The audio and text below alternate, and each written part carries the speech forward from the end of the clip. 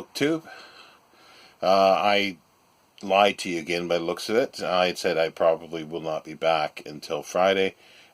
Steve Donoghue has tagged me in for Tag Tuesday on an interesting tag. The recycling book tag. There's 5 questions, and they got it has to do with recycling, reduce, reuse, and being green. So the first question is going green. Name a book with green on the cover or in the title. I couldn't find anything on my shelves here just as a quick look, other than I could have grabbed one of those green penguins, but I thought that was too easy. And what popped to mind, actually immediately when he was saying that, was Frank Herbert's 1966 novel, The Green Brain. It's set in the near future, and where humans have basically think that they have controlled nature and got rid of and destroyed all the pests, the insects. In certain areas of the planet, there are still areas that they haven't they haven't got to yet, but they're very proud of themselves. However, in the areas that they have not got to yet and destroyed the environment, in other words, the insects have joined together. They have created a consciousness, a green brain, a massive brain intelligence. And they also can join together physically to mimic humans, so they can infiltrate and pardon me, and stop what is going on. I found it a fun read. It's one of his shorter novels. I doubt it's more than about 250 pages, maybe 300. It's not very big. It's not on par with his the Dune books by any means, but it's a fun read. But I haven't read it probably in about 30 plus years. But if anybody's interested, look it up. I don't even know if it's still in print. I hope it is. Let's now see here. Number 2 is Reduce, a thin or small book you own. Now, I've got a couple of them. The first one is Poems of Catullus. It's a 1924 publication, Oxford University publication, translated by Sir William Morris, M-A-R-R-I-S. I am not familiar with him. Steve, I'm sure is. But yeah, it's 1924. It's got the Latin text on the left side, as per usual, and then the right side is the translation. But it's very small. The paper's quite thin, so it's deceptive. It is almost 180 pages for something this thin. It is, yeah. It's actually 160 pages, just over 160 pages. But it's small, fits in shirt pocket, and it's fun to read little Catullus here and there. The other one is an 1886 publication of Jonathan Swift essay, The Battle of the Books and Other Short Pieces. It's quite nice. It's a pictorial. It's a bit darkened on the spine, but it's got an advertisement for coffee on the back. Barber and Company coffee, and saying it's a luxury. The end papers are also all sorts of advertisements, which is kind of cool. That's the front end papers, and the back end papers. And yeah, it's Jonathan Swift is. I do like his writing. I find it's very interesting, and I have by no means read everything. I would like to. I've got a 3-volume Oxford. It purports to be complete poetry, and I've been dipping in and out of that for over a year now. Now, what's the next question? The next question is number 3, Reuse, a book that you have that's well worn. Now, I used this as an example on an earlier video, but it's probably it's really the only Warren book that I have, bar one or two. I have not worn it. I rescued it basically from the trash at a charity shop. As you can see, it is rough. Cover's coming off, and you can see the handling of it. It is the Book of Common Prayer. It is from 1774. It's got an inscription in it for Thomas Russell, his book, A Gift from Dr. Loyas.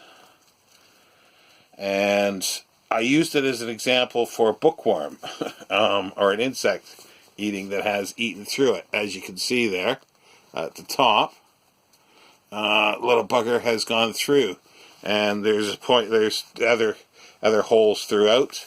But it's interesting because it's been used, well used. It's not worn by misuse. It's just by use every day. And it must have belonged to someone that was, passed down through generations and used. And then finally wound up at the charity shop.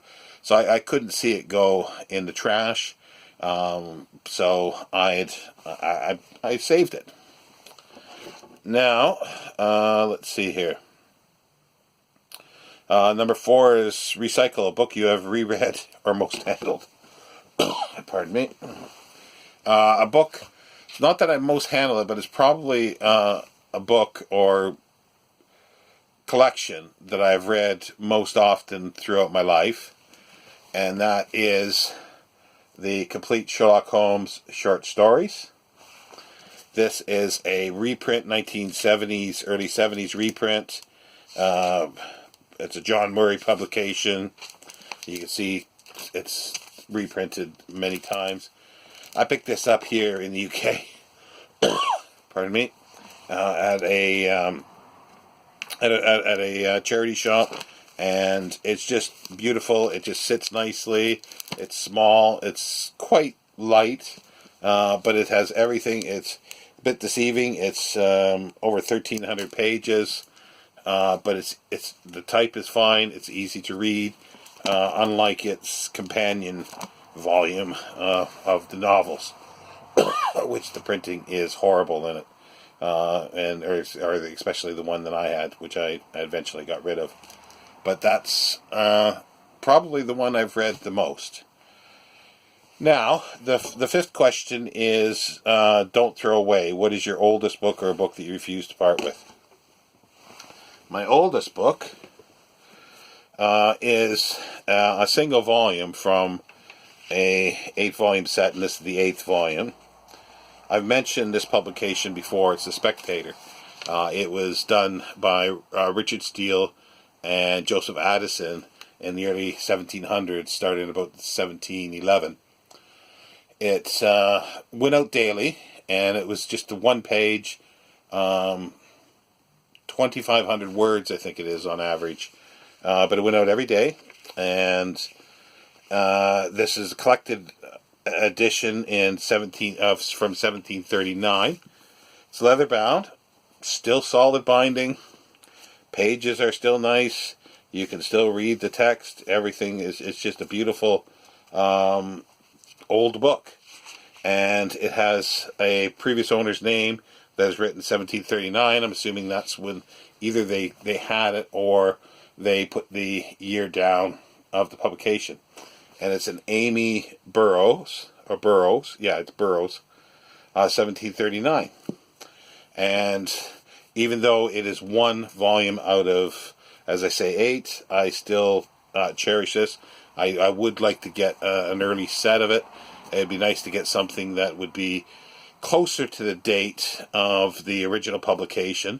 But 1739 is pretty good, considering that it was 1711 to 1712, 13 that the publication actually went out as sheets of paper. And the next one is, I'd already mentioned Jonathan Swift. This is a 1756 edition. It's volume 11 of his works of. And again, it's interesting that the names of previous owners were women, which is it's nice to see, but it's very interesting.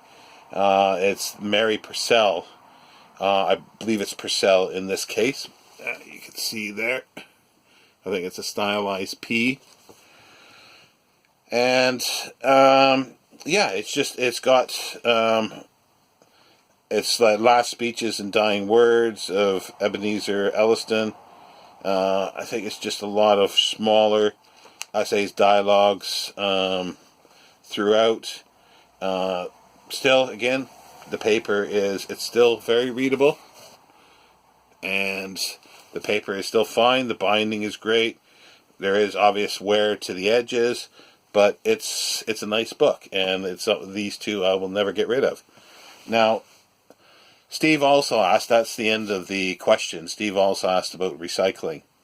Recycling books. I do, if the book has fallen apart completely, except something like this, I don't think I'll ever get rid of because it tells its own story for the use of it. So that is something I probably will never get rid of. Other books, like if it's a paperback and it has fallen apart and just falling to pieces, yeah. I can't see any use keeping it. If I really want it, I can replace it. I've got some older books that are the gloss is fraying around the edges, but they're still eminently readable and usable, and I keep most of my books. But with regards to recycling normal everyday items, where I live, there's several people that use the same bins, and it gets contaminated by garbage. They'll put garbage bags, garbage in it, just normal garbage, trash.